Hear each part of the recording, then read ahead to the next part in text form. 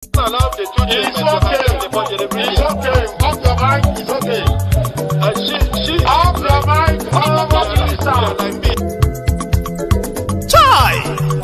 Now wow, people wey suppose talk truth to power don't off mic. And if we talk, now 500,000 they go summer us, call them hate speech. But fear not, my ego don't come. Ingo torchlight every corner, nooks and cranny of all these bad people where they spoil our country.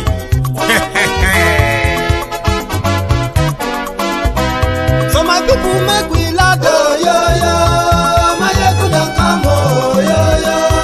My people make we shout, oh yo yo. My ego don't come, oh yo yo. My ego don't come, man of the masses, oh yo yo. My ego don't come, oh yo yo. Politico, this one not the off in mind. And in the touchlight every corner. Okay, some people be they holla say they want the power. Chai, them be promise us say we go get light and power. Them hustle sote they can't get the power. But now they know they do anything with the power. Every day, dollar just they get the higher power over naira. Still them talk say make we off mind. But thank God say my ego don't come. So my people make you lie down, yo yo. My ego don't come, oh yo yo. My people make we shout, oh yo yo. My ego don't come, oh yo yo. My ego don't come, man of the masses, oh yo yo. My ego don't come, oh yo yo. My ego die the politico, oh yo yo. My ego don't come, oh yo yo. This one not the off in mind, oh yo yo. My ego don't come, oh yo yo. Person where they do evil, no one make person talk. Them say that my yegun, that man too they talk. He too they talk. Say my yegun diary, he they hot like pepper. But every day then they take money in bulk. Woman picking, they the street they hawk.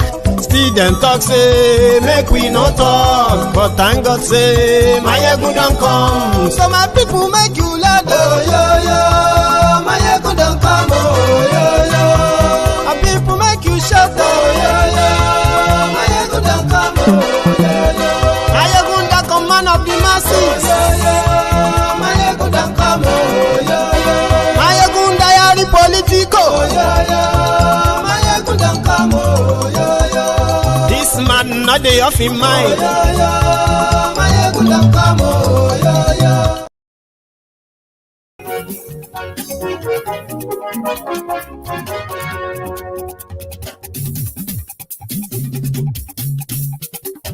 hello there. Ayegun lawa mo la mo dodododo. Good morning to you, good afternoon to you, and good evening to you from wherever you are watching from. It is Mayegun live. Ayegun ti de o, ọ̀rẹ́ ara yìí. Ayegun diary, lórí Facebook, lórí YouTube. Ayegun diary. Thank you so much for joining me from wherever you are watching from. Please share this broadcast. Read the caption as well. Invite your friends. Invite your not so friendly friends and tell them, Mayegun today. Oh, Mayegun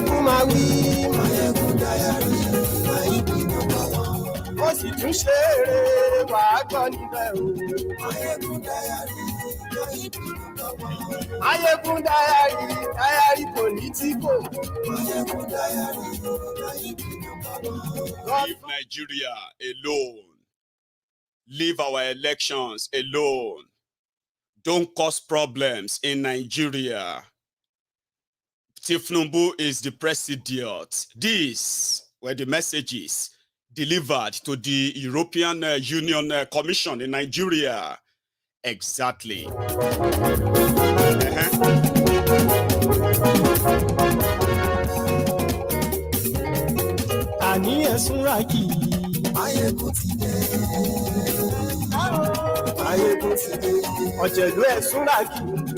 Also tonight, Ejikeme Mmesoma Mmesoma actually did what she was accused of doing, forging a JAMB score.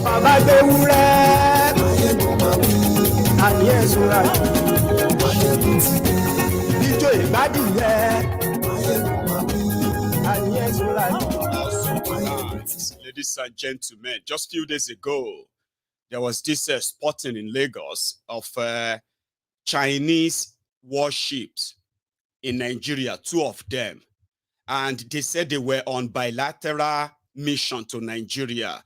Who goes to bilateral mission, trade deal with 2 warships? Well, ladies and gentlemen, there is this contingent of Chinese delegates currently in Abuja. And they are in Abuja because they are trying to set up a Chinese-Nigeria something, volcano earthquake prevention center. Something is popping. Nigeria no get volcano. Nigeria no get earthquake. Thank you very much. Good evening to you once again, and good afternoon to you. Good morning to you from wherever you are watching from. And this is Mayegu live. Of course, I miss you, and that's what I do, all right, when I feel kind of overused, tired. So I do give myself an unannounced break. Here you get. But yes, I am back. And in the last 48 hours, a lot has happened. In fact, a lot is happening. The few that we can actually catch on or lay our hands on have been brought together in a whole package that you are about to see. Among part of what we are discussing tonight is this news.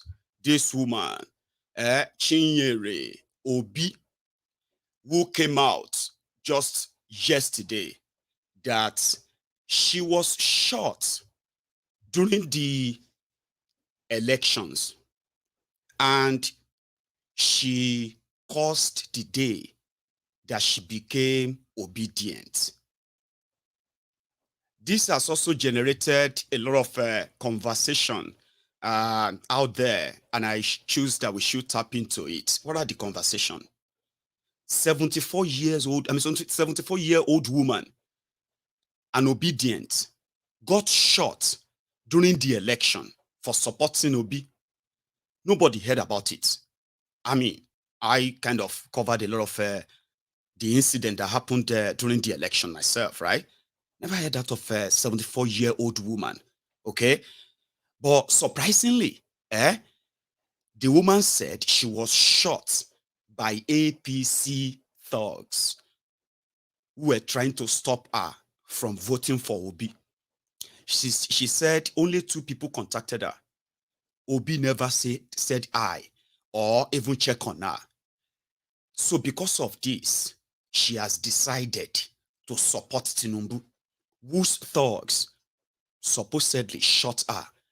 Now, people are questioning like, how come this one is making the news? And our shooting didn't make the news.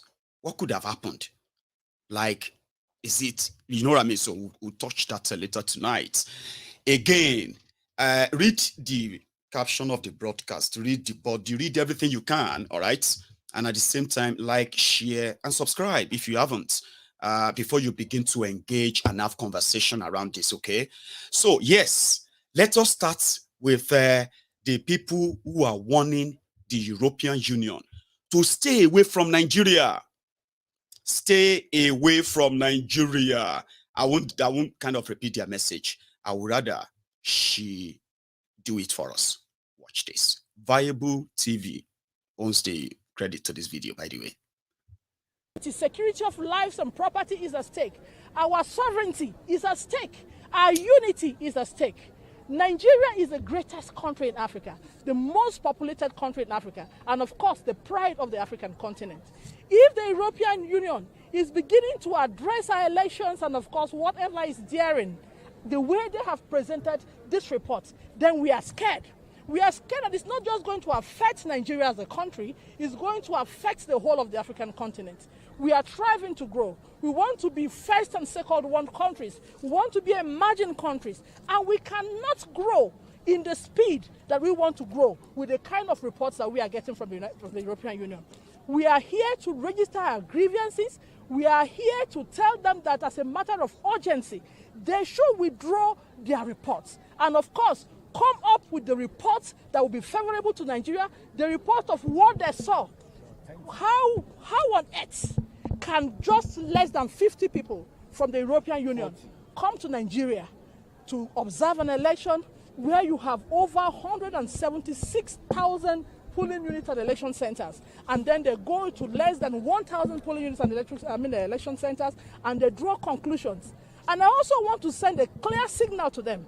If there are people, if there are other Nigerians that they are using as scapegoats to send the wrong signal about our dear country, we want to tell them to desist from that immediately. Nigeria want to measure up with European Union countries. Nigeria want to be like the United States. Nigeria want to be like the Great Britain. Nigeria is striving seriously to be like every first and second world countries of the world. So we will not henceforth condone any false report. We will not henceforth condone any manipulated reports against our dear country. It has happened in the past. What we are seeing is neo-colonialism in disguise, and we will not allow that. We want to be a sovereign country. We want to be an independent country, independent in the true sense of it. We have a constitution that guides us. We have the constitution that sets the tone, and the constitution is what we must work with and work by, not by any speculations and fabrications and rumors from the international community. We are saying enough is enough. We have a president that is doing very well. We have a president that has started on the right footing. We have the president that is doing what several presidents in Nigeria have not been able to do. All that we need at this point is to support him. Yes. He is our son. We are his children. He is our leader. We willingly voted for him. No man, no woman, no country compelled us to vote for him. It is our right to vote for the candidate of our choice, and that was exactly what we exhibited in the last election. Our election that we all witnessed was free to an extent, was free to a very large extent, almost 100% free. It was an election that was devoid of so many things that we used to witness in the past. Our democracy is growing at an accelerated rate, and we must want the international community to take cognizance of that. Instead of bringing out reports that they have fabricated, we will reject that and reject it vehemently. We want to let them know that never again, the third time, should they intrude in our national affair. We understand the role they play. Yes, that is not out of place. But again, there comes a time when we have to stop. They should know when to stop, and they should know when to continue. If there are no motives, why on earth should they take the reports of this election to the tribunal? Is that where a report should be received? No. There are procedures. They have procedures in their countries, but when they come to Nigeria, they act out of protocol. They must begin to observe protocols. They must begin to respect our rule of law. They must begin to respect the Nigerian people. This is what we have come to say here in very clear terms today. Thank you very much. You have a letter. Could you please hand it that your message will be passed on to the right quarters? Thank you very much for this. I appreciate it. What is your name, sir? The man wanted to address us. Okay. So thank you very much. So your message will be delivered. Thank you very much. Is that all you have to say?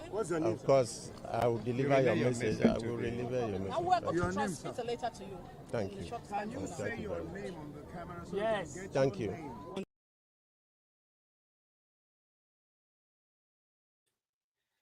Those are the people asking the European Union to stay clear of Nigeria national politics. They shouldn't teach Nigeria how to run their things. And they are most pained that the report is not favorable to APC. Okay? And since it is not favorable to APC, therefore it is not favorable to Nigeria. And they should not come and cause problems in Nigeria. Okay? You know where she said the Oyinbos will just come to Nigeria and they will just do anyhow. They think they can. She seems to be right there. But let me tell you something, because it is true. What Oyinbos will do in Nigeria, and get away with, Nigeria will never dare try that in any Oyinbo land. But that is also kind of argumentative. Sure, you get Oyinbo get standard. Africa no get standard. I'm not saying this as Africans are like to make you feel bad. Though. I'm talking about when you come about leadership standard. Starting from your selection process, be election process. Okay. So that standard, the moment Oyinbo self go below their own standard, a lot of you will find it so easy to speak on that. Remember that last American election, Donald Trump versus Joe Biden. You know, a lot of you were so shocked to watch American election go into gutters like that, where you are seeing ballot papers, late deliveries, this accusation here and there, rigging here and there, something that is so like they have been able to manage so well for decades or centuries. Remember, standard. But you see that of Africa, when Oyinbo put this standard on their election, the standard they give Africa is like this, bottom barrel. So Oyinbo, that is what gives Oyinbo that right too, because the bottom barrel is that the shameless leadership in Africa, always cap in hand, bowl in hand, beggars to these Western countries. And when you are beggars no get choice. So they'll begin to tell you how to run your economy, which kind of law you should be making, and which one you shouldn't be making. Okay, what kind of government you should be putting in place, which one shouldn't be in place, because now bottom barrel. So when you come around to look at, we thought the standard don't they grow small. So this one again is like bam to the ground again. So give that, or should I say push that blame to the failed, greedy African leaders. So she was right that Oyinbo is doing like this on them. They even went as far as begging for money to conduct election. You know that?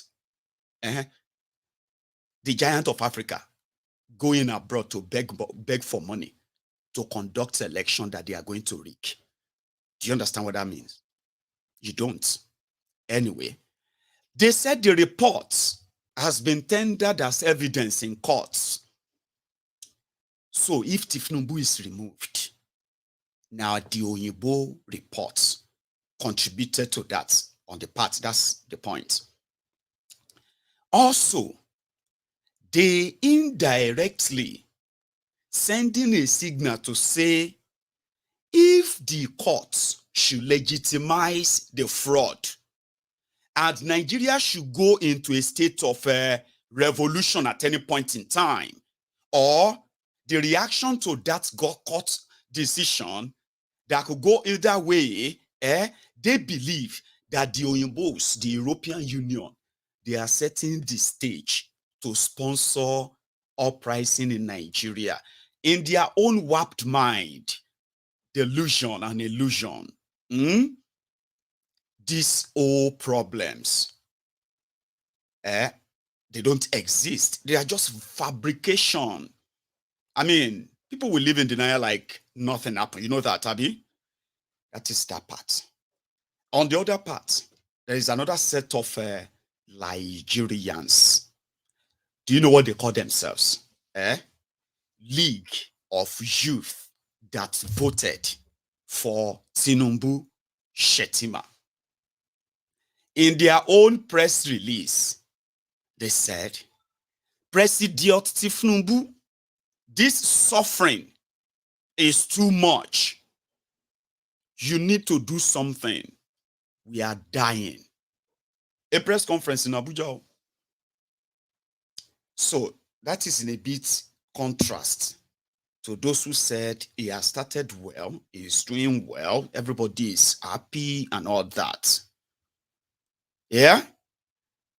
In contrast, Abby, But generally, after I have said this before, you know what I mean? On social media, everybody know okay. Sure, you know, on social media, now all of us, they all right. Some of us are even like multimillionaires on social media. And Nigeria is where you will see people, all of them, a lot of them. And they will tell you that even though things are hard, they still believe that it will favor them and their family. All these things will not touch them and their family. But that is on screen. Behind the scene, the shege that is walking about in Nigeria right now, Baba, I don't know how to describe it, even though I am not there. It is so tough that even those who are able to kind of live comfortably their own way are becoming uncomfortable. And more so, a lot of them right now are seeing the glooming future that if they don't do something and something very fast, they will also collapse into that poverty basket. And there is no chance of anybody coming out of it. No. Not like how you are dipped in them as we speak. So everybody is fine on social media, but people are struggling to feed, cost of living, they call it. It's obvious anyway. We all know it's been like that before Koolu. Now, when Koolu made his pronouncement, they were like, well, people will actually find their way. And finding their way is choking right now that some of them can no longer keep it offline. Sure you get? I know, say, somehow, a lot of them are like die-hard sufferheads. But you get some kind of struggle, suffering that will happen to you like unprepared, like what has happened to so many people in the last 30 days, that will actually make you feel like, man, there is war. And I'll explain that. We are beginning to see people who claimed to have campaigned and voted for Koolu. I won't show you some of their videos. They could be boring because they're just like passive comments right now. But out there, even those who didn't, but there's something we also observed. People said they were all the same, you know, argumentative. Say they are all the same. All these politicians are the same. I have seen those who have kind of confessed of how life just took a sudden turn for the worse since Tinubu took over. And the argument was that they are all the same. Tinubu, Obi, Atiku, Kwakwanso, they are all capitalists. I said the first thing that will first happen in this state of, what do you call it? Reality that a lot of them are going to get to eventually, is that it will first be a state of denial. You saw 4 people, right? And out of the 4 people, one of them only shared one thing in common with them, and that is he was an elected governor. Others were elected governors and former vice presidents. Now, their lives are all in public. Nigeria is a place whereby if you become a public official, as small as a local government chairman, there is level of wealth that people expected you to accumulate, okay? And they believe that if you are smart in your own kind of greed and corruption, you can progress to becoming a state governor or a lawmaker or something like that. And by the time they look at you and say, you are no longer in politics, they want to see what you have been able, right, to use the public fund you stole, achieve. like I told you before, Nigerians love their thieves differently. You just have to be a thief. So one of them, Peter Obi, a governor of Anambra State, right, who served there 8 years with other people. And immediately after his 8 years and his record and everything that is public, he was never in any way becoming a godfather, a rent seeker, or anything at all annexed to his family. Nothing. You can't say the same of Kwakwanso. You can't say the same of Atifku. And of course, you can't say the same of Tinubu. Now, it became the fight of, for those of you who are saying you wanted to rescue Nigeria, it became the fight of, you see, thieves, career-known thieves, who have also encouraged, inspired other thieves that have milked you for years. And even they themselves, they are pensioners for being governors, okay? Then you have somebody who had no penny drawn from the state he ruled for 8 years, who had no property traced to himself or any member of his family after being that governor, Abi, who had no money traced to himself or any member of his family or any member of his cabinet of 8 years. And then you turn around, you choose a drug dealer, okay? You defended a drug dealer that didn't even win an election. Then you defended him to the point that you have helped them to widen the tribal, ethnic, religious division of Nigeria to the point that Nigeria is now headed for a state of no recovery. Abi, then the, what do you call it? The Escobar, the drug baron that you thought had experience. He raised people. He has this or that. Abi, suddenly you are beginning to feel like, oh, you made a mistake because they were all the same. You are still at the state of denial. You see, for me, everything that will contribute and help the quickest, the fastest of the breakup of Nigeria is very welcome. You know what I told the obedience from the beginning of this journey? I told them, some of them are watching me now. I said, you will be you will be rigged. And you will be rigged in a way that has never been done before. You will be so angered, that you will be telling yourself that you once told people who called for revolution, people who are visionless, but you will push, they will push you to the state they push those who are asking for revolution. It is just a matter of time. And it happened. Here you get. But I said, this is also going to help make you understand why some of us gave up a long time ago. The breaking up of Nigeria is not going to come from you, okay? It's not going to come from me. Listen, a lot of you love Nigeria so much that if any magic can happen and at least take you back to Nigeria of 40 years ago, that is not so, something that you can actually like, you will jump at it. But if you calm down and take a look at the whole thing from the past till now, everything that has happened from the past up to this moment, take a look at them and see, apart from all of you playing one role or another, one time or another, in the last 25 years in Nigeria, the real drivers of the division of Nigeria are no other people than the criminal politicians in charge of Nigeria. No other people. Why do you think people are agitating?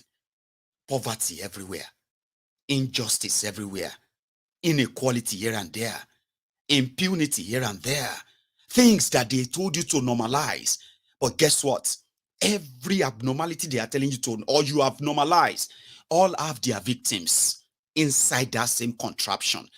And those who are doing all of that, they have now graduated into milking the most dreaded power line that, in fact, should never be crossed, even if they are like politically naive and politically blind.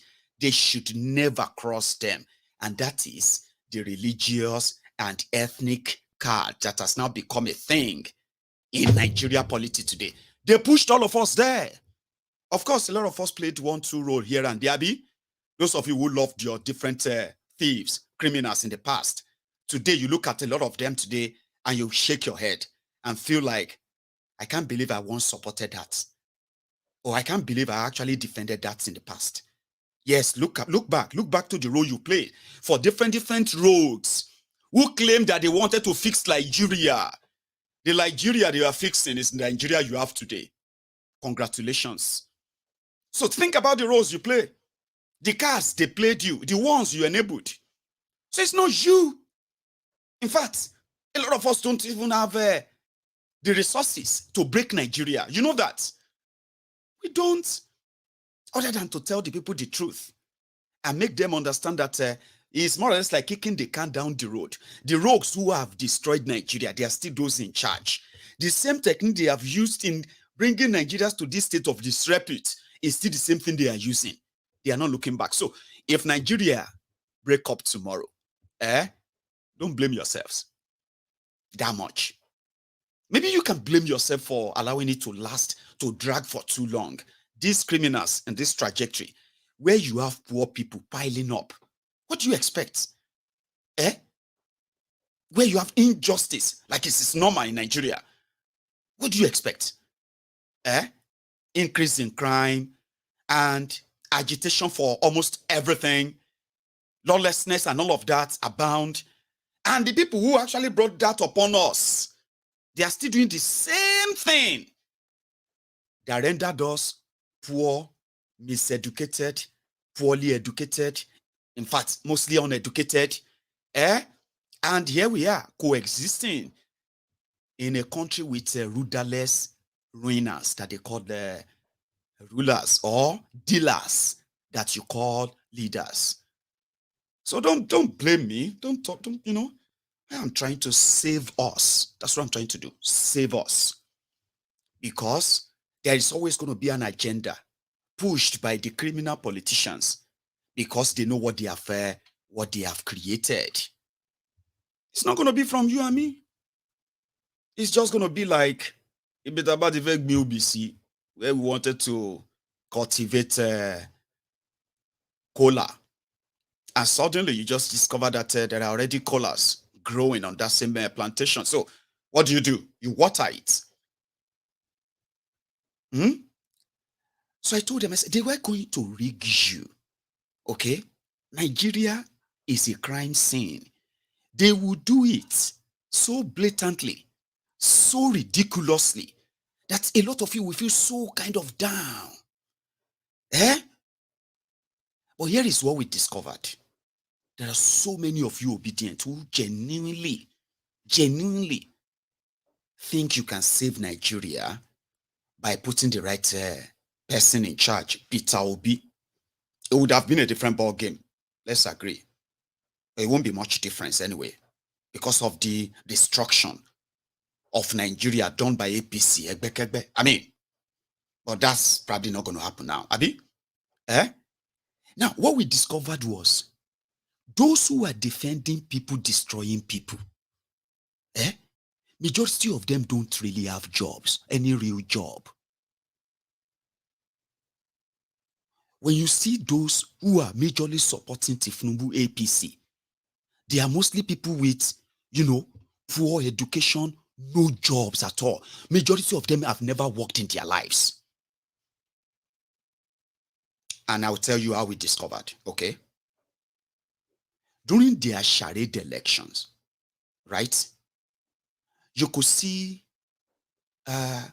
what kind of appeals to Tinubu's supporters.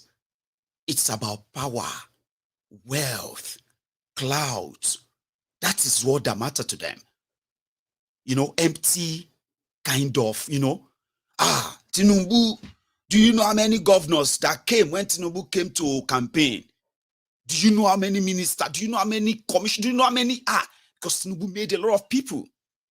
These are people who superintend the poverty that is enveloping Nigeria.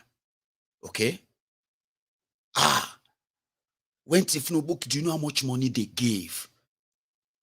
So they glorify this wealth with nothing to show for it. I'm talking about people who have a lot of money, but they actually have no source of, any legit source of money other than because they are politicians. Do you understand what I'm saying? Like, they are not people who actually create wealth. These are politicians who have had a chance or currently control different state resources in their kitty. And they flaunt them to glorify how powerful the people around Tinubu are. Why won't it win election? Look at the people around him now.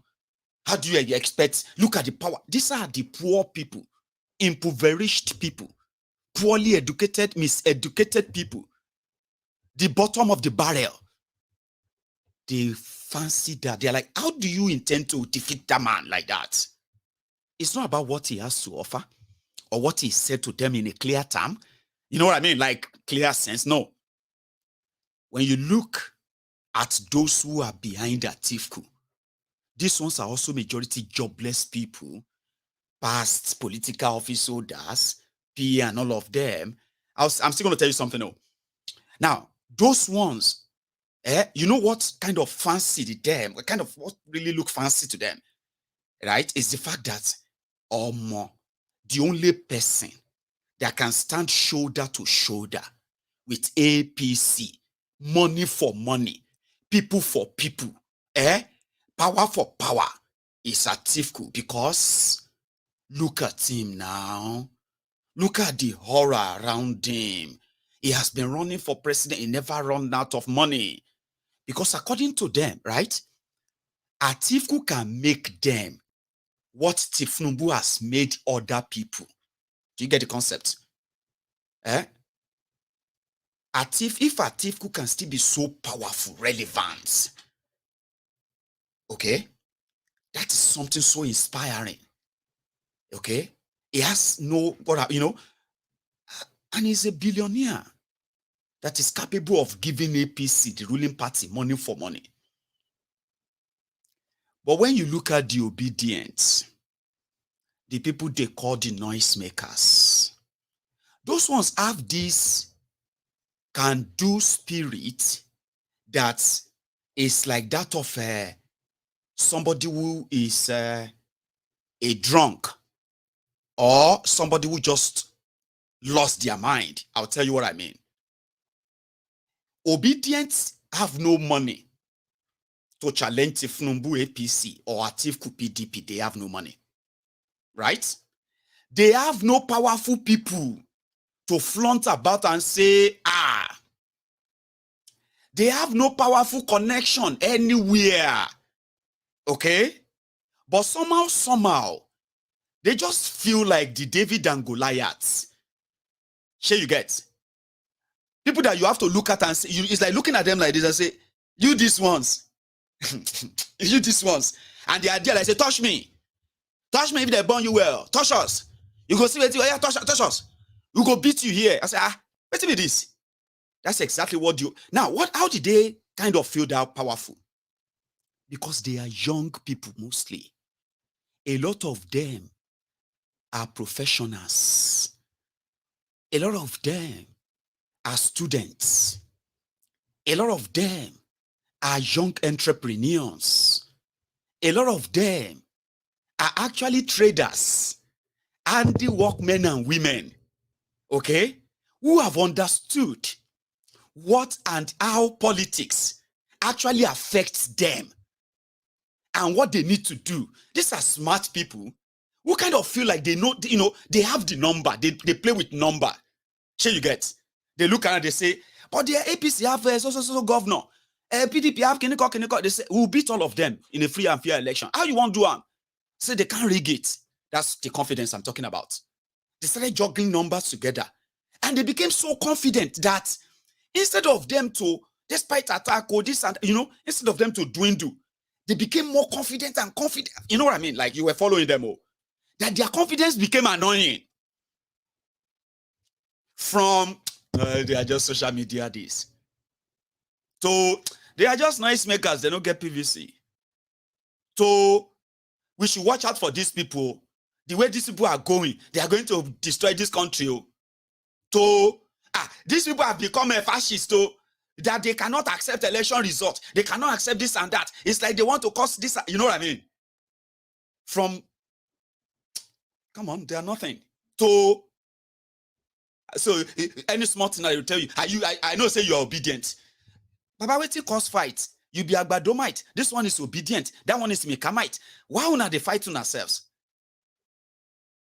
That's how obedience became issue. Now, going back to their supporters. You see those who are around Tinubu, waiting for their own crumb.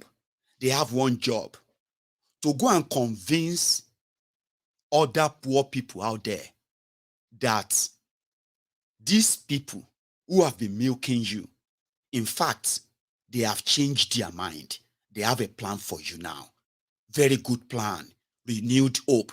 Listen, no, it's not that they believe in anything they are saying, Sure you get. But the fact that they admire people like Tinubu, they only have one job, to go and tell everybody why they admire them. And that's how they will get people to say, I am voting for Tinubu. It's Tinubu. Because he has experience, because he has people, he has made men, he has made this and that. These are poor people who are victims of these same big men. Sure you get. That's how it works. And for those who admire Atiku and expecting whatever they are expecting, they also have one job too. They should go and tell people about the benevolence of Atiku. Remember these two camps, they are not actually promoting anything productive. Remember, nothing really productive, okay? Nothing about life generally, other than they are poor. APC has ruined Nigeria. PDP looted Nigeria. Because PDP looted Nigeria, APC is now fixing Nigeria. Those are the ones who admire APC. Those who admire PDP will tell you, APC has ruined Nigeria. People have no job. They will be scouting for data here and there to prove that Nigeria is going bad. Atiku is going to come and do it. Nothing productive in their lives. And that is why we call them political jobbers. They look like normal people. They look like me and you. Sure you get. As horrible as the ruling in Nigeria is, the leadership in Nigeria has become. Once they have a bite, they have no real job. When you see them, they will tell you, I am into real estate. Some of them will tell you, I am a consultant. They have no real job, no real source. So they depend on this. To maintain that, they need a lot of you to believe whatever they can tell you. But when you look at disobedient once again, you see so many of them, like I described earlier. When they are doing their mobilizations here and there, there are those who are organizing themselves in the markets. There are those who are organizing themselves in their different offices. There are those who are kind of, you saw them, Abi, during their 1 million man march here and there at the time. Which means, when on Mondays, and they always do their, you remember that they always do their own gathering at weekends. That is when they said that majority of them always have chance. When they moved their 1 million man march to the midweek, they said a lot of people are in the office. Anyway, some people actually traveled from diaspora to go back and participate in that charade because they believed that they could save Nigeria. Immediately after the election, okay, they kind of all went back to their lives. Having known what is going to be on the table. All right, nobody's going to be spared. They all went back to their lives. But guess those who are mostly singing and crying today? APC. Surprisingly. Guess those who are now kind of mocking, put it that way, because anywhere you mistakenly go put on social media that I regret supporting APC. Guess those who are going to come over there? Obedient. And you'll be wondering, no be the same Nigeria you all day, ni? Is that not the same hardship they are facing, ni? Is that not the same, what do you call it? Like, why are they laughing at you? Somehow you'll be wondering, Abi, if you are like a Agbadomite watching me right now, a bad start. Have you never wondered that why are the obedient kind of celebrating any news that says this one is going to go up, this price is going to go up, this tax is going to increase, and they will just say, may this increase favor my family. Have you ever asked yourself why? Because I remember that it was like you would teach them a lesson. Unfortunately, there are those who are kind of like, or probably you are teaching yourselves a lesson. So the question there is that how come the obedient are not those who are complaining about Tinubu's policies? The answer is not far-fetched, okay? The answer is that a lot of them actually have their lives. A lot of them are doing better, even in that worse Nigeria, okay? A lot of them reacted to remove PDP and APC from Nigeria polity in their own way, because they have seen the damages these people have done in the lives of workers, in the lives of businessmen, in the lives of students, in the lives of the people. They have weighed the data. They are the victims, direct and indirect. Sure you get? So when they thought they had a chance of cleaning and clearing all of them out, if they had allowed that election, by now, you probably would barely have, no joke, you barely have 100 APC, PDP national lawmakers today. You will barely have that. We saw everything that happened. We saw the structure they are talking about. The same structure I told you. That structure of criminality, structure of thuggery, rigging. And that's exactly what the bank done. And all of you said, no, it's not going to happen. No, it's not going to happen. This election is a do or die. I said, watch. So if they had allowed you free and fair for real, okay, Tinubu won't be anywhere near Abuja. Atiku will be gone. A lot of those parading themselves today, the state's capture you are witnessing today will probably never happen. But we know they will never let that happen. When you said you are fighting for your life, we are fighting for our life. I told you, they are fighting for their lives too. It's not just you. Well, anyway. So that didn't happen. And the obedient who thought they could do something, a lot of them went back to their jobs, went back to their lives. Some of them have already kind of, they have a chance of leaving Nigeria for something better and all of. A lot of them actually have choices. Maybe not a lot of people, but so many of the frontiers that you have seen with, they kind of did that out of, oh yeah, we go show them. How do we go show them why these guys are moving money, bribing people, and all of that during your charade election? Today, those who lied to you about Tinubu's experience, about this and that, they are going to help you or explain to you the real shege that is upcoming. You don't need to believe me. I mean, I'm used to that. At least when Bokwari, this APC, Egbekegbe started in 2015, it was even worse more than this. Yeah? I was almost the lone voice then, I remember. What is your problem, you this Mayegun? That's what people ask me then. Don't you know that Buhari is the best thing that happened to Nigeria? If you know what Buhari did,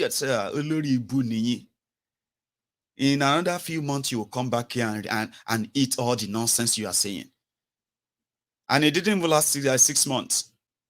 It's just that the suffering lasted 8 years. A lot of them, they grew up to become enemy of Bokwari. So yeah, I may kind of be like, why are you saying this? Don't worry, I'm not saying what you are experiencing right now. And yeah, it's not good, is it? And as for the obedience, I told you, it's going to be an experience.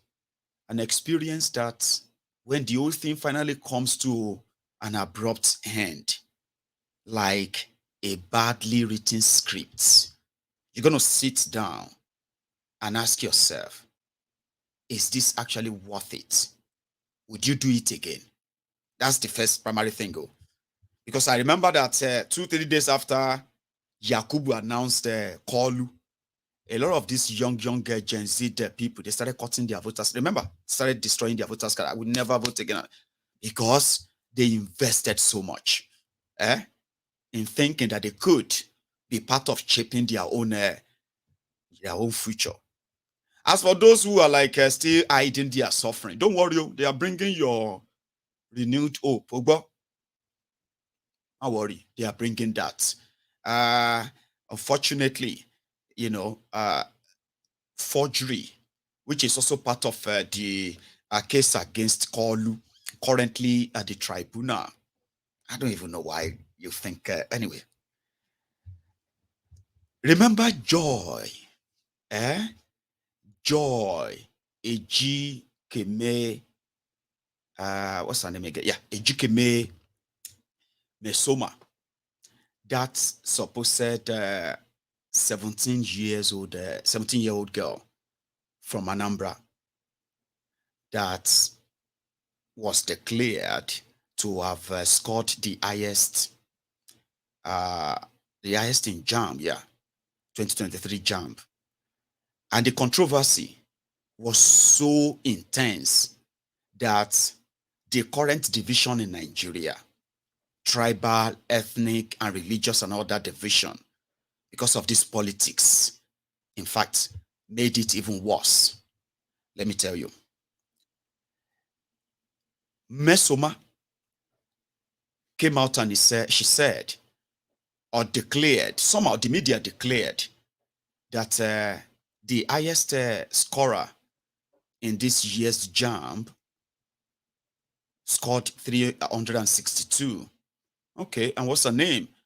A young girl, 17-year-old girl from Anambra. Wow.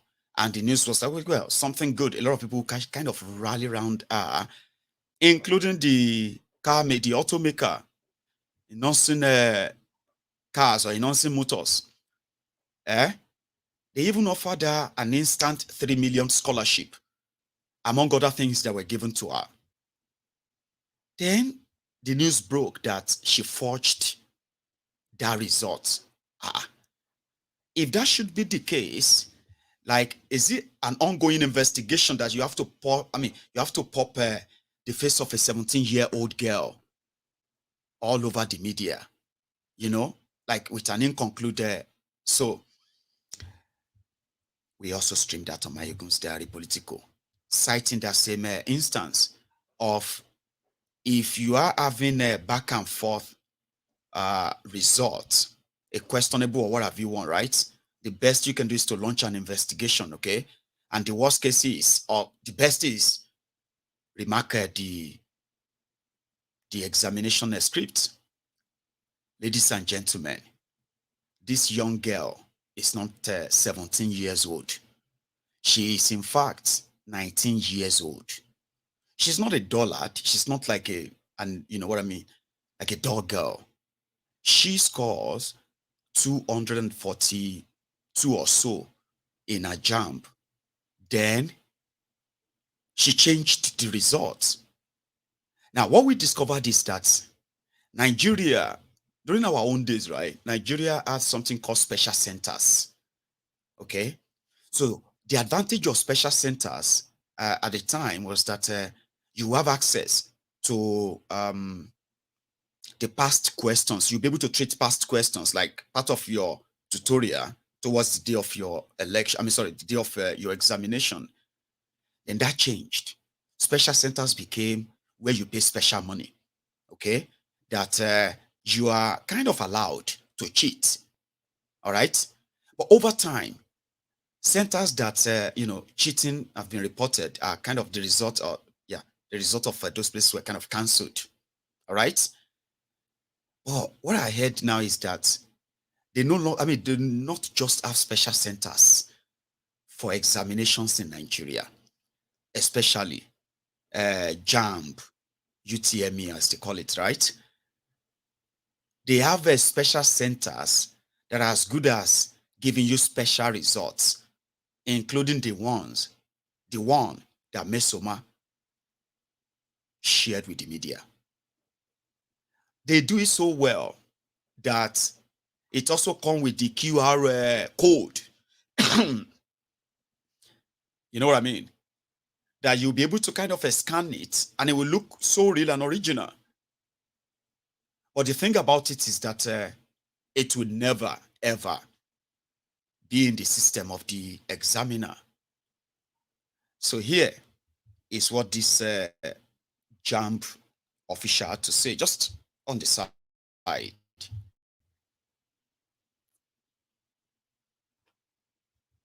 The case of Mmesoma, she has a result that she claimed.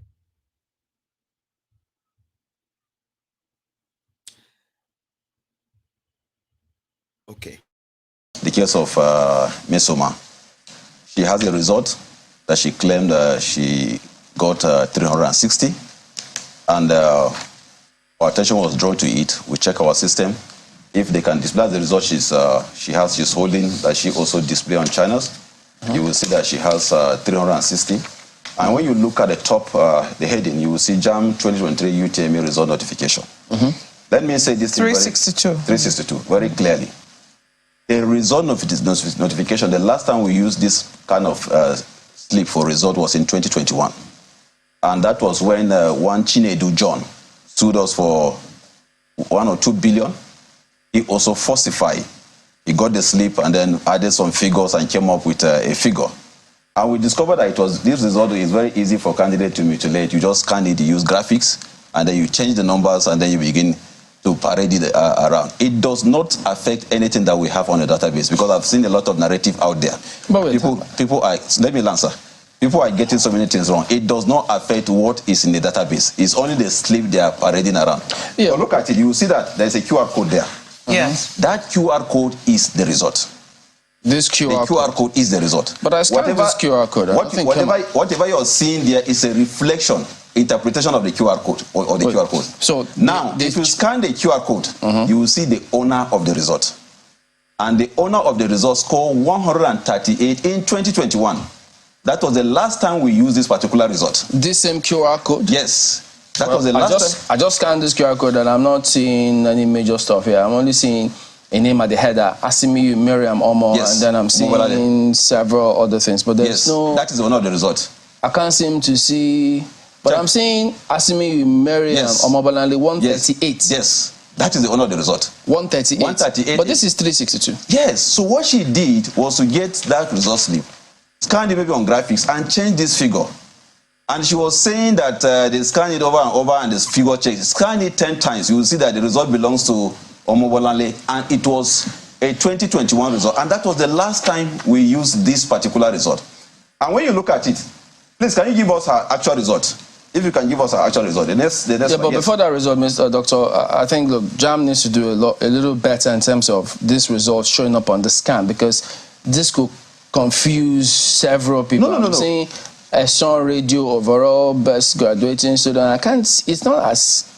I thought it's supposed to appear. No. If you scan it, it should bring out the proper details. The scan will show you the name. It's just to lead you. It will show you the name of the candidate and his result. Yeah, I know what the scan is. But the scan, even when you go to a supermarket, you have a QR code. The QR code will not give you every detail. It gives you the fundamental issues that will prove to you that, yes, this actually belongs to this particular supermarket. Supermarkets have QR codes, shops and other things, and service providers have QR code. I'm saying that is the owner of the result. I think my own scan is, my QR code here is mutilated, so I can't seem to see anything. But okay. If you look at her actual result, look at the date of birth on that result, on that result notification. This notification? Yes, look at the date of birth there. What are you seeing? 2nd of March, 2004. Sure, look at, okay, this is her actual result. You can also scan the QR code on this result. And what is the date of birth on this result? Does she have a copy of... Which one is this? 2nd of April, 2004. That is her actual result. We have... When a candidate approaches the board to register for examination, we give you a template where you fill your details handwritten before it is now transmitted into the system. We also pull that, because I got this invitation yesterday very late. I couldn't pull that in. And you will see that her date of birth is 2nd April 2004. And that is also what is on her name, because we don't even capture it manually. The candidate sent his name to 55019, and then his detail is now picked up, and then that is what is used for the registration. So if you scan that QR code, you also see that is her actual result. Then this is, I must say, it's not scandalous. What I want to know, Dr. Fabian, really want to know is the process for declaration of, results. Anyway, that was the JAMB official trying to explain how she did it, okay? But her dad, initially, was like, no, this is, then she confessed. And disappointingly, yeah, the father said he never believed that she could actually have to lie to him that much. Although there are stories of what if, ladies and gentlemen, the father.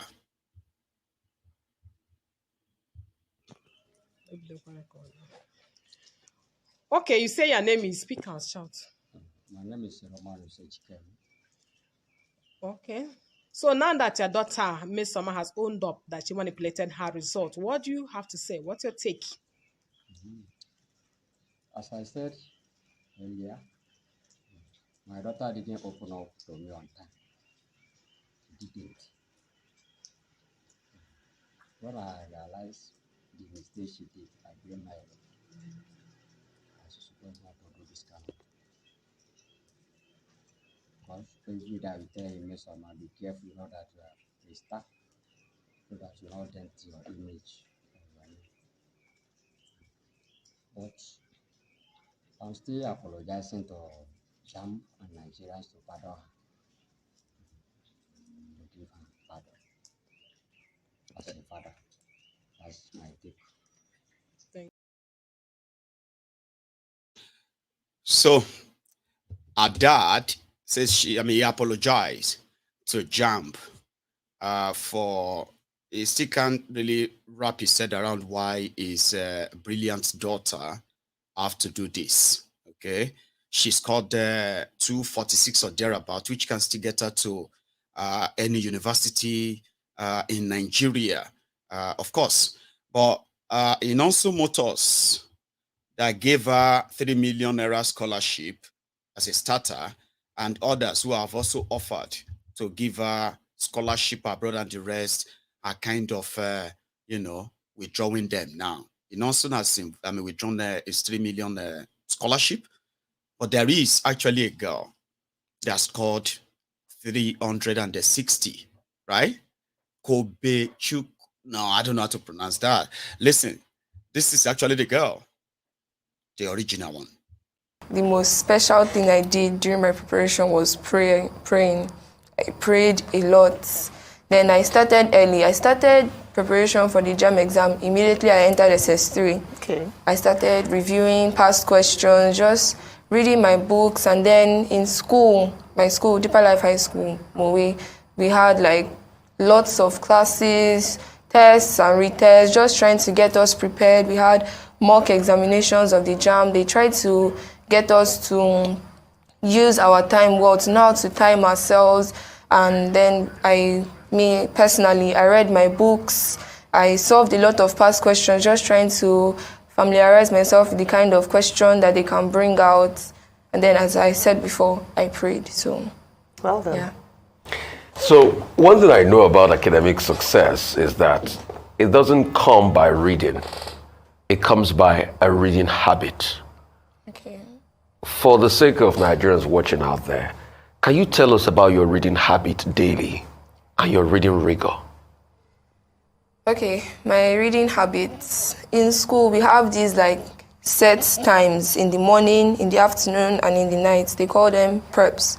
So there's morning, afternoon, and night preps. So that's where I do majority of my reading. And then after the night prep, when we retire back to the hostel, I do a little reading in the night from 30 minutes to 1 hour.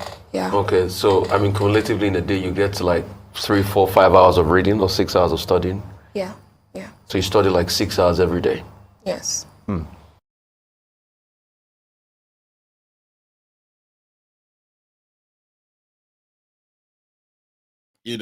fact, she was actually caught in that same studio. Okay, okay. So first of all, I want to ask you 2 questions. Do you do social media? TikTok, no be like Instagram, Twitter, Thread. What social media app are you on? WhatsApp. WhatsApp, no Facebook.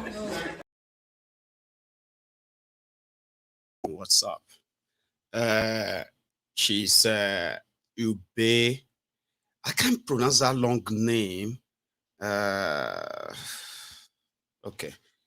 You know what I'm going to do? I'll pick that up and then I will kind of come back to that. Okay. I'm so sorry. That's very bad of me. Anyway, she's also from Anambra, schooled in school currently, or should I say, yeah, schooled at Deeper Life International Deeper Life School in Mowe. You know Mowe? Ogun State. Yeah. So to make them tougher in that part. Meanwhile, let me quickly give a bit of kind of a break. You know, it's not a break, like gist in between. Okay. Some of you must have seen this sort of picture or video. That woman, she's Mrs. Chinyere Obi, a 74-year-old former obedient. According to her, in the last election, she was shot by the APC thugs for supporting Obi. She said she wanted to vote for Obi. And while she was at it, they came to her and said, you this woman, you this obedient woman, today is your last day. And other people, 2 people saw these guys who came, and before she could say anything, they just brought out their gun. Pa, pa. And they shot her on her thigh. Okay? I mean, it's sad. Okay? But what people were saying is, how come we didn't see that in the news? How come Nigeria media didn't report that? Shebi, they said there was nobody shot during election. No attack, no nothing. How come that Nigeria media, sadly, Sahara reporters that never actually shared the story of the woman when she got shot. Sahara reporters didn't share the story of the woman recovering from her injury. How come this woman now has this? I mean, I shouldn't rule out what happened to her, sure you get. But a lot of people, I covered that time too. Those that were killed in Lagos, those that were killed in Rivers State, those that were killed in Imo State, those that were also killed right there in Delta States. So we have all this record. Those that were macheted in Lagos, those that were stabbed as well during election in Shomolu, in what do you call it? Ajegule and all these places. You know, if you go on social media, you will see a lot of all these stories, but getting shot, an elderly woman, I didn't hear about that. But that doesn't mean that it didn't happen. I'm just saying.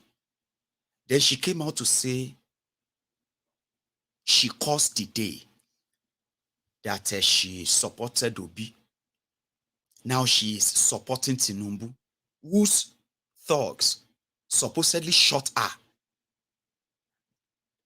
That's the kind of thing that demotes me like, oh, this one tall.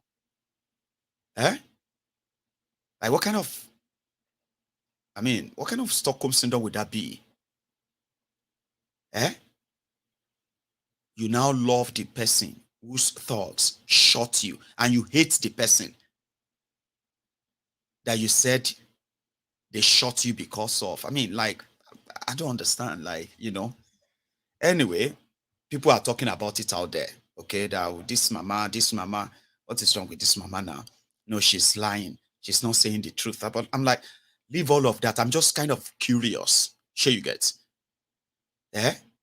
Imagine me getting shot by MC Olueron. And all of you are like, now go kill MC Olueron. Hey, you want to kill my Yegun? Can you imagine that? And all of that,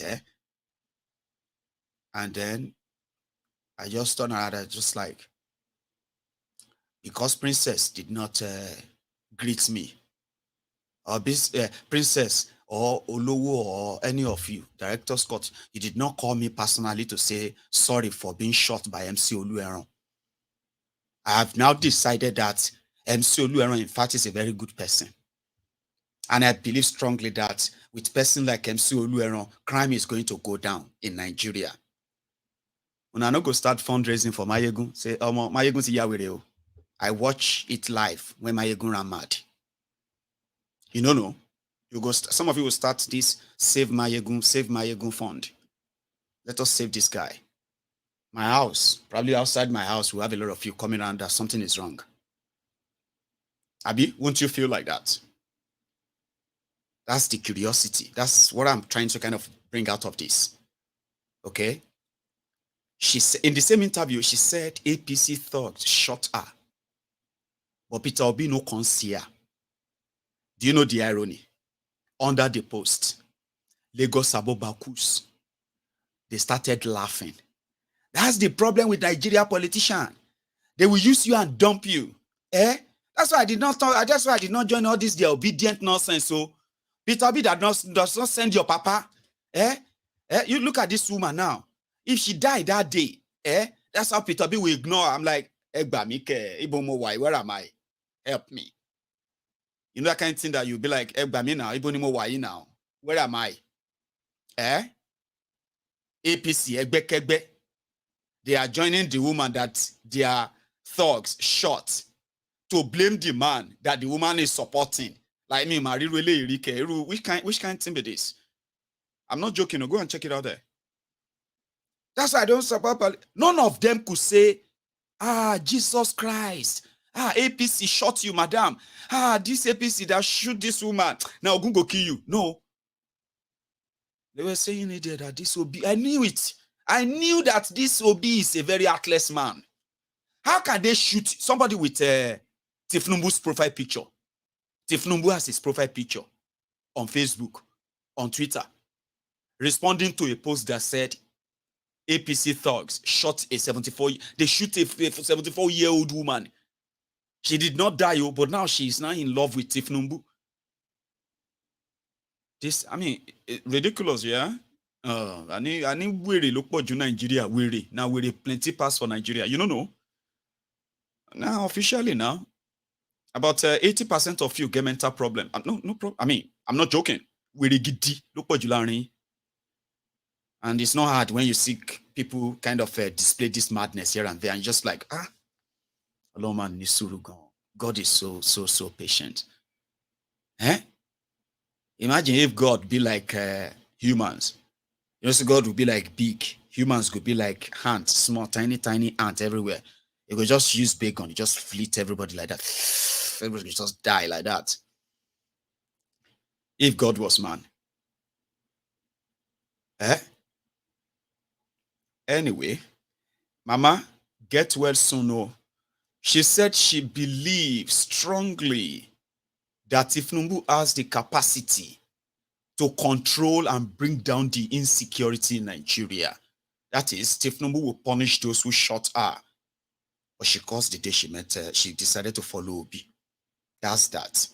As if that is not ridiculous enough, right? In the news, the giant of Africa, Nigeria, is not to say, if to say Nigeria is a real place, with the population of Nigeria, okay, with I don't even know if that is real. The military strength of Nigeria get military strength, anyway. And I don't think so. But let's pretend that with the military strength of Nigeria, no, don't let us pretend. There's nothing like that. Anyway, the size of Nigeria, the kind of resources Nigeria have, and all the things that could have made Nigeria bigger, could have made Nigeria Russia of Africa or United States of Africa. I'm not joking. A very powerful country with powerful military, powerful air force, powerful navy, powerful police. You know what I mean? Top of the shelf and all of that stuff. And that could have been a very big thing. Respect. You know, top respect. So don't dare go to Nigeria water. If you carry ship now, then burn you, may you carry ship. go America. Say because your papa be wetin, Gentile. I be that one within North Korea. And then you go straight, you say straight to Texas. Come bring out your hose. Come they look for pipeline of petrol or crude oil in Texas to steal. You know what I mean? Now only Texas, so I don't talk say go other places in America. They no, I mean you the mentor. Like naturally you won't. You know that, Abi? They will destroy you, destroy the tank, and everybody could just disappear like that. One bang in a boah, Otilo. It's only in Nigeria you will see UK, Britannia, MMS, Kinikon doing some military drill in Nigeria. American military, Navy SEAL, Kinikon doing drill in Nigeria. There was even a time they told us that there was this American submarine inside Nigeria water because George Bush was coming to Nigeria. Was it George Bush? I wasn't too young that time. I think it was George Bush that came to see Obasanjo. Remember, it was George Bush. There was this rumor then that America, powerful country, that they brought submarine that has been studying Nigeria everywhere, watching because their president was coming, talking about the strength of a country. That's what Nigeria would have been. Nigeria is a dumping ground that these criminals have made there. Of course. And in the last decade, the trade between Nigeria and China don't increase beyond so many other places in Africa. Like you can combine so many African countries together. Chinese investment in those places to Nigeria. Okay? Nigeria is more indebted to China now than some other African countries. Put them together and say 1, 2, 3, 4, 5, 6, 7, 8, 9, 25 African countries. Put them together and say how much you owe China. Nigeria is like at that stage. So which means somehow, Nigeria is partly Chinese colony. I'm not mix it up. They are all fighting for whatever they are fighting for in Nigeria, okay? French, German, Europeans, call them Europeans, Americans, everybody. Russians too are currently finding their way around. Yeah, everybody will come in different way, trade, this, that. But China, can't they bring war machine, warship to Nigeria? I know they have been kind of probably selling weapons to Nigeria. Sure you get in that their bilateral agreement too. But bringing warship to Nigeria, then turn around and say they want to set up a center in Nigeria to monitor volcano as well as earthquake. Nigeria, it's like zero. What do you call it? Zero chance to having anything close to earthquake. So what are they setting up in Nigeria?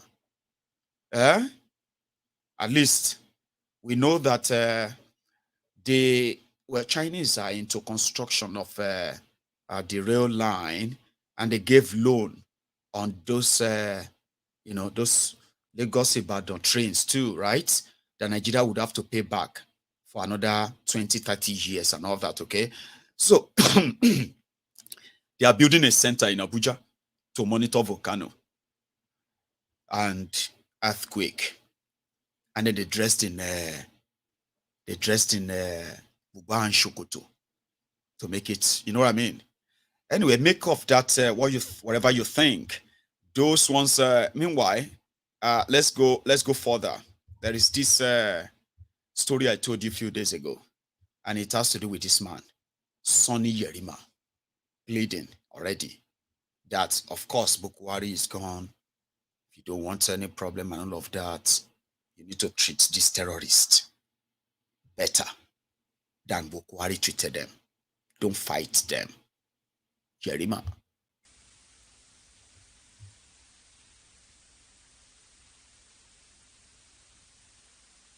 People are Nigerians, and I believe that Nigerian government has the capacity, the military, the security, have the capacity to deal with them immediately if so directed. If they are given the resources they require, the support and political will. but the collateral damages that will be associated with the actions that will be taken is what I believe should be avoided. If you send an aircraft now to where you identify the bandits, it's not only the bandits that will be affected. And if you recall, Mr. President Umar Musa Adua had similar interaction with the militants in Niger Delta, and it was successful. So I believe that as Nigerians, if they are called upon by government, the major causes of this problem is poverty and ignorance. You cannot find an educated human being, properly educated human being who has something to do, to take his arm, a gun, to go and kill an innocent soul, just in the name of looking for food. These people are having, very high level of poverty and ignorance. So if the government now comes up with a program of rehabilitation, just like they did in the issue of Boko Haram when the issue, was handled, I'm sure you will have a successful ending of this crisis. The economic policy that the government is planning, if you look at the documents of Renewed Hope, I'm sure by the time the implementation takes off properly, all these issues will be handled. You see, I'm not making a case for bandit. I'm just proposing a solution to banditry in Nigeria. The bandits, a lot of them have been killed, a lot of them have been arrested, and I'm not saying that the government should just continue to just negotiate indefinitely. No, I said invite them. There are people who repent in all religions, Islam, Christianity, Judaism. You find that God himself who created us, once you repent after committing offenses, after committing sin, he forgives you. So there is no way you can say Nigerians should not be forgiven for if they repent. If they repent, they should be rehabilitated and integrated in the society. To most of them, they are recruiting Nigerians. We are talking of Nigerians. If Nigerians don't give them the support, if there is no poverty and ignorance among the Nigerians that are being recruited, this will just end, will not continue.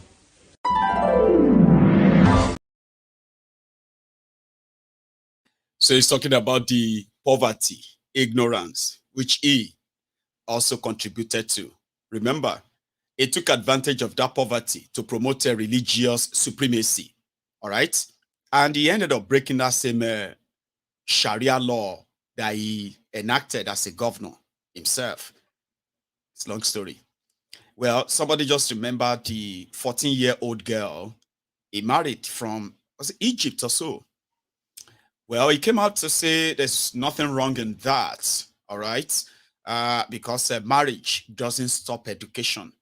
That young girl that he married 13 years ago, wow, that's been a while. No, sorry, 9 years ago, rather. No, 2010. 13 years ago, of course. So she's probably 27 now. And according to him, the younger lady is now a young woman that is now doing a master's by stealing her childhood from her. That's exactly what happened, though. I'll tell you. In poverty, you have seen these young children, okay, young girls from poor homes. They have become sex slaves. Sort of, they have been used for sex exploitation by those who have the money, powerful people like this guy. And if they could hide under religion to do that at the time, he did. And I think he actually set up the law of Sharia so as to clear himself of any kind of pedophile tag. You get what I mean? And this still happens, by the way, where people are using their female children as collateral to temporarily avoid poverty. Okay? And there are people like that man, rich, married with grown-up children, but they just fancy all these underage children. And they could only hide under religion to perpetuate such. And if you question it, you will be the criminal or you will be violating the Sharia and they can kill you for it. Do you understand how easy that is? That's for those who are using religion. The others don't. They use other things, right? Unfortunately. So that's Nigeria. Meanwhile, here is Dele Alakori's roundup. You know, Koolu is currently in Guinea-Bissau. They drop points. Dele Alakori. Can you tell us, let Nigerians know what's progress in formation of cabinet? Where are we in that place? And secondly, are you a candidate or aspirant? The president has having some meetings with opposition figures. Is it part of anything national government or commission or what? What can you tell us about those? No, simply no. You have the mic. Microphone, sir. Mic. The answer is no. I'll take from the last issue you raised about members of the opposition coming to pay courtesy call on the president. I'm sure you are specifically referring to Pius and Anyim and Olisa Metu, two prominent PDP members. I was actually at the meeting. I sat in the meeting throughout. Wike's case is self-explanatory. We didn't. Wike had. I think it was the tempestuous nature of the PDP internal political wranglings that caused Wike's issue, and you are all aware of that. It needs no. So that one has no. We have no issues with the Wike thing. It was an internal affairs of PDP. So, however, if as a political party your enemy is fighting himself, you reap whatever gains from it without lifting a finger. That's what happened. I don't think that is even very germane.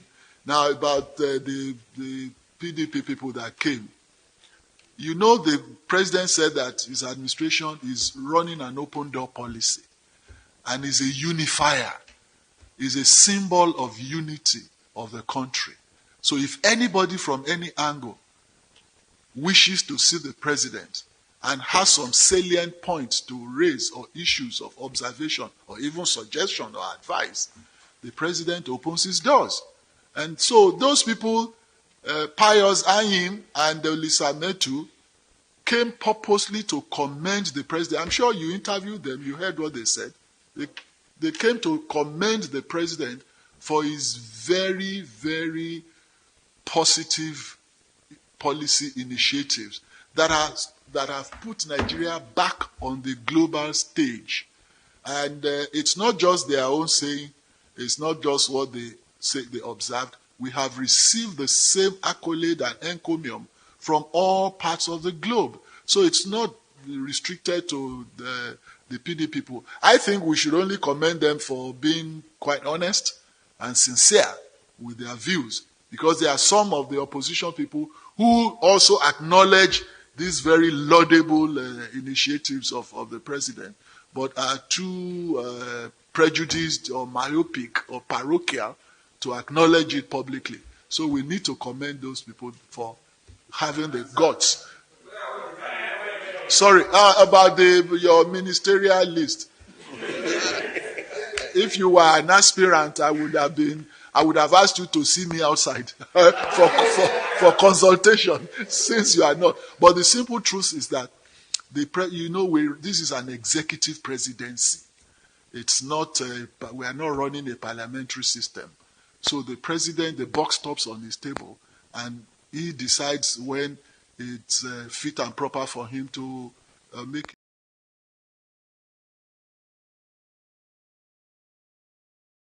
Yeah, but what do you call it? It's just to give you an insight into what you are dealing with or what we are going to be dealing with. Of course, their move now is to see who and who they can bring into Tinubu's government to give him a kind of a legitimate look. But in all of this, right, remember, it's always going to be them. And when they kind of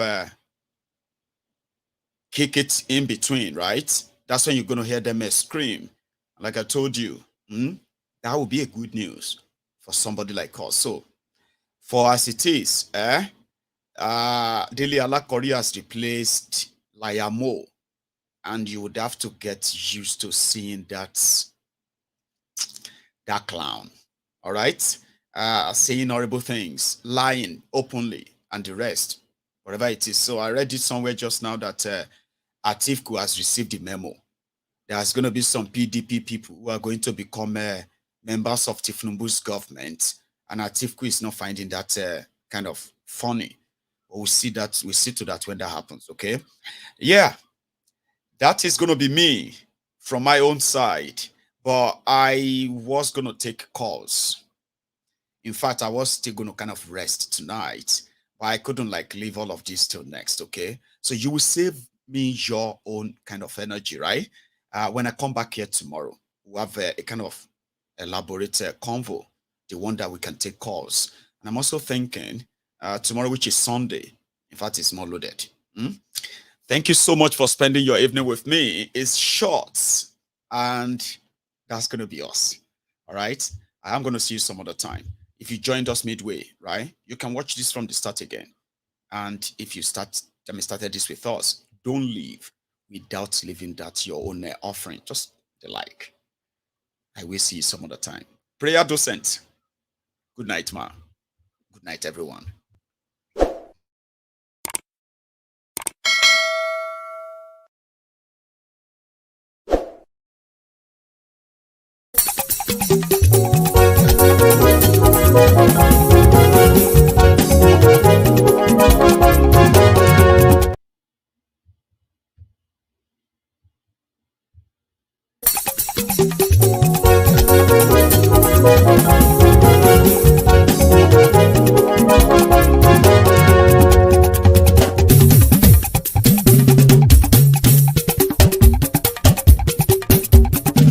Mayegun làwa mọ̀ làmọ̀ tó dòdòdò.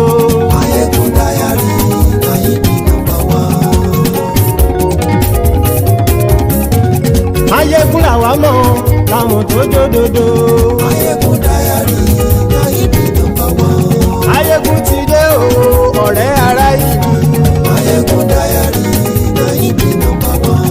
Lórí Facebook, lórí YouTube. Mayegun dayari Nayibi number one. Gbogbo bó ṣe ń lọ ni Mayegun já wa sí. Mayegun dayari Nayibi number one. Àṣírí ọ̀jẹ̀lú kì í bò níbẹ̀ o. Mayegun dayari Nayibi number one. Bó bá ṣe eré àní Mayegun máa wí. Mayegun dayari Nayibi number one. Ó sì tún ṣe eré wàá gbọ́ níbẹ̀ o. Mayegun dayari Nayibi number one. Mayegun dayari political. Mayegun dayari Nayibi number one. Godfatherism kò sí lọ́rọ̀ Mayegun. Mayegun dayari Nayibi number one. Ẹ farabalẹ̀ sẹ́ o kẹ́gọ́rọ̀ lẹ́nu o. Mayegun dayari Nayibi number one. Àní Mayegun làwa mọ̀ tó dòdòdò. Mayegun dayari Nayibi number one.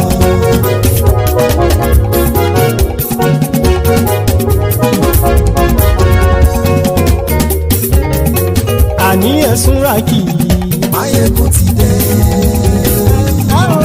Mayegun ti dé. Ọ̀jẹ̀lú ẹ̀sùn ràkì. Mayegun ti dé. Àní ẹ̀sùn ràkì. Mayegun ti dé.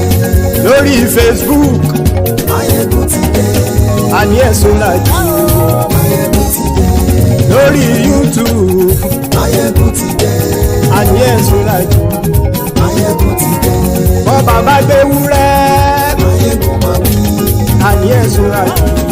Mayegun ti dé. Ijó ìgbádìyẹ. Mayegun máa wí. Àní ẹ̀sùn ràkì. Mayegun ti dé. Bí pẹ̀sìdó bá rúfin o. Mayegun máa wí. Àní ẹ̀sùn ràkì. Mayegun ti dé. Bí gómìnà kówó jẹ. Mayegun máa wí. Àní ẹ̀sùn ràkì. Mayegun ti dé. Ọlọ́pàá ti ń darí bá. Mayegun máa wí. Àní ẹ̀sùn ràkì. Mayegun ti dé. aṣòfin tí ń rúfin o. Máyégún máa wí. àní ẹ̀sùn ràjò. Máyégún ti dé. òpùrọ́ olóṣèlú. Máyégún máa wí. àní ẹ̀sùn ràjò. Máyégún ti dé. ọ̀jẹ̀lú ẹ̀sùn ràkì. Máyégún ti dé. àní ẹ̀sùn ràkì. Máyégún ti dé.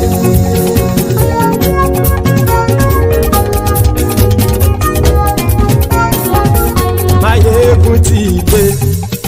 gbogbo ọ̀jẹ̀lú ẹ̀sùn ràkì. Máyégún ti dé. gbogbo ọ̀jẹ̀lú ẹ̀sùn ràkì. ṣùgbọ́n ní bá ti ṣe èyí tó yẹ kí wọ́n ṣe ọmọ bá dèrò ní fi wọ́n níran o. Máyégún ti dé. gbogbo ọ̀jẹ̀lú ẹ̀sùn ràkì. Máyégún ti dé. gbogbo ọ̀jẹ̀lú ẹ̀sùn ràkì. ṣùgbọ́n ní bá ti ṣe èyí tó yẹ kí wọ́n ṣe ọmọ bá dèrò ní fi wọ́n níran.